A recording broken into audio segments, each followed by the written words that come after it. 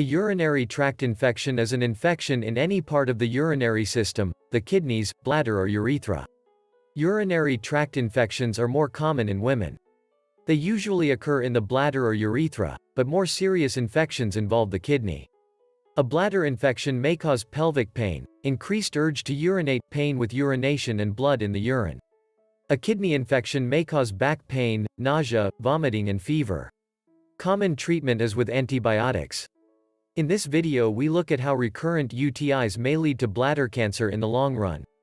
Before watching the video, consider subscribing to my channel and clicking the bell icon to be notified whenever I publish a new video.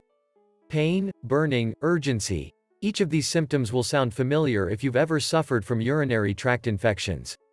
And most of us have. In fact, every year 150 million people suffer from an infection of the urinary tract or bladder, commonly called a UTI. And a whopping 60% of women are diagnosed with a UTI sometime during their lifetime, with many suffering again and again. And while the pain and symptoms of the infection themselves are bad enough, according to a new study, having a urinary tract infection could be a signal of bladder cancer. Doctors say that approximately 80% of UTIs are caused by a bacteria known as uropathogenic E. coli or UPEC.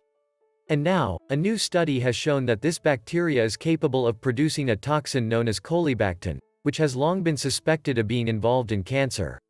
The research, performed at the Université de Toulouse, analyzed urine samples from 223 patients with community-acquired UTIs.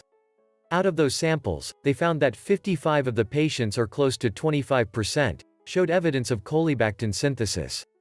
Additionally, when the researchers isolated strains of the UPEC bacteria from these same patients, they found that the bacteria itself was producing that colibactin. Now, here's where it gets really scary.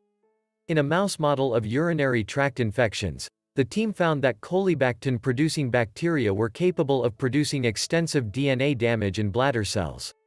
DNA damage is cancer right there.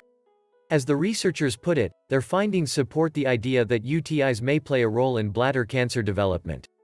The researchers further suggested that there should be a more specific follow-up of patients regularly suffering from urinary tract infections, with a systematic search for colibactin markers in their urine. There should also be therapeutic approaches aimed at modulating the composition of their intestinal microbiota, which represents the main reservoir of the E. coli bacteria involved in these urinary tract infections. The two important takeaways from that research are: 1. If you live with regular UTIs, you need to ask your doctor about getting checked for colibactin in your urine to gauge your future cancer risk. 2. Focusing on improving the balance of good bacteria in your gut is a must, since the researchers say that it's the main reservoir for the E. coli, bad bacteria, that causes those UTIs. So, how do you improve the balance of bacteria in your gut microbiome? The answer is getting more probiotics and prebiotics in your diet.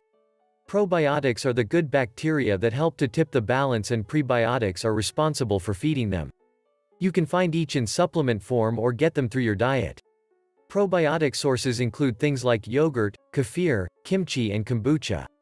While prebiotic-rich foods include garlic, onions, Jerusalem artichokes and bananas. If you like this video, give it a thumbs up and share it with your friends. For more videos of this kind, please consider subscribing to the channel. See you next time.